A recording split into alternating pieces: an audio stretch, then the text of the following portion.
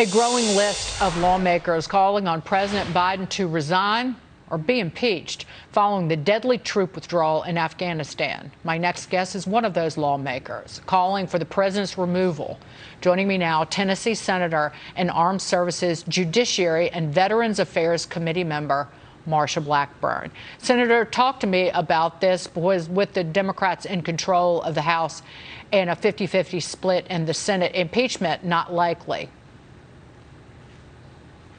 Dagan, what we have to look at is the fact that there is growing bipartisan frustration and disgust with what President Biden and his team have done. It is appearing that their actions are very intentional.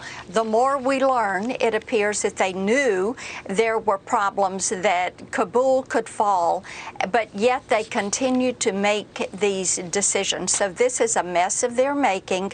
We have 13 individuals who are dead. They're trying to do a victory lap, which is repulsive to me, and say this was an enormous success when the vast majority of Americans know it was not an enormous success. And there are so many problems that we are seeing with this. What they did was to take an ideology that we were fighting in the war on terror, and now they have given this ideology through the Taliban and these extremist groups. They've got a nation state. They have Afghanistan. They now have an army that is well equipped with our military equipment. They're going to use that against us. They're partnering with China, Iran, and Russia. And we know the Chinese are going to continue to push. They want those rare earth minerals that are in Afghanistan. They want that land route from Beijing to Tehran. They are very invested in this. Joe Biden can talk all he wants to talk, but his actions show this administration is up to no good. They have been intentional in making a mess out of this situation in the Middle East. Are you surprised that someone or some people have not resigned their positions in the Biden administration?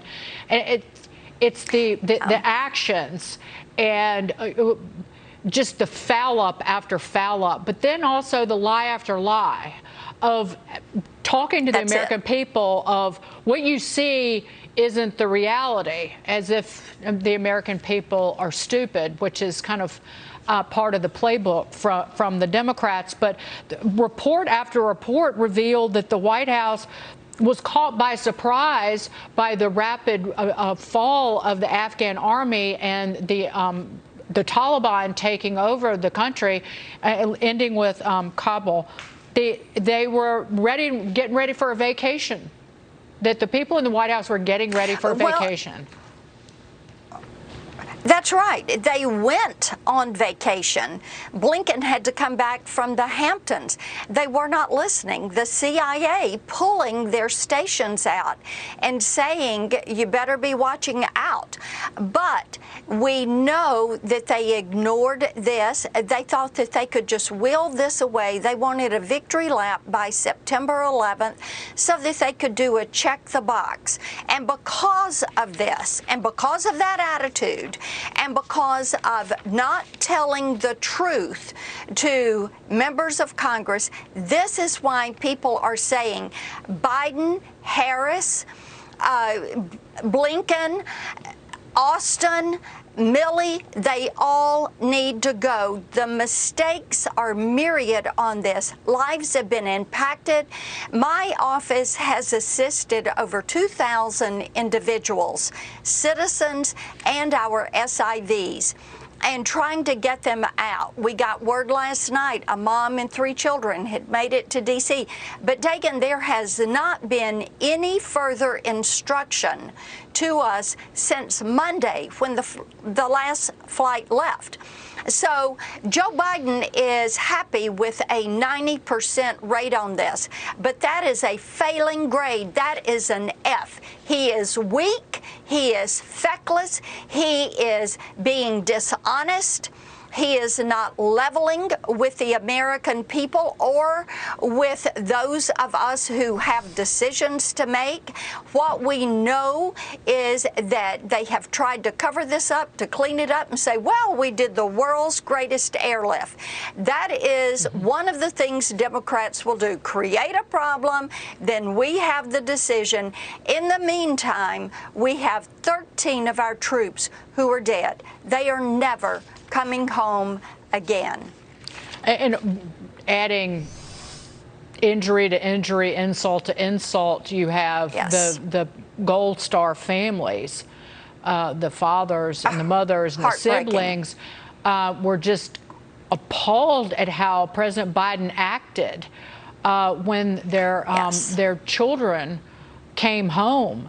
The Mark Schmitz, the father of Marine Lance Corporal Jared Schmitz, said this: I actually leaned into my son's mother's ear and I said, I swear to God, if he checks his watch one more time.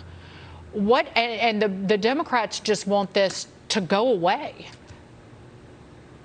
Well, it's not, because he has appeared disinterested, hard-hearted, callous, and it looks as if much of this was intentional. You know, Dagan, when you and I were growing up, if somebody didn't know better, your mother would say, well, bless their heart.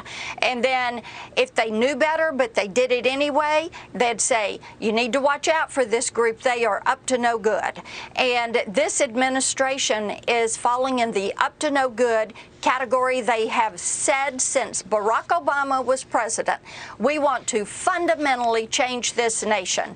And that is what they're setting out to do. You can see it in decision after decision. Killing the Keystone Pipeline, inflation going up, soft on China, giving China what they need in Afghanistan, partnering up with Russia, going back into the Iran deal, the Paris Climate Accords, the list goes on and on. From America First to America... They need to go. Right. Well, they need to resign. America First to America Worst. I'm using something Greg Gutfeld said on the 5. Before we go, though, so this $3.5 trillion, it's really much bigger than that, this spending bill. It has vast new entitlements plugged in there that will last longer than I will be on planet Earth into the future. But at the same time, we're finding out about Social Security and Medicare. The trustees' report finally came out months late. The report shows that the Social Security Trust Fund is expected to pay benefits that exceed the income this year. The fund will be depleted altogether in 2034 unless Congress shores up the program. So, Senator, how can anybody vote for more entitlements without fixing the ones that we have? Well, you know, we've been saying that for years. You had to look at these reports every year, which we've done. And Medicare is going to run out in 2026.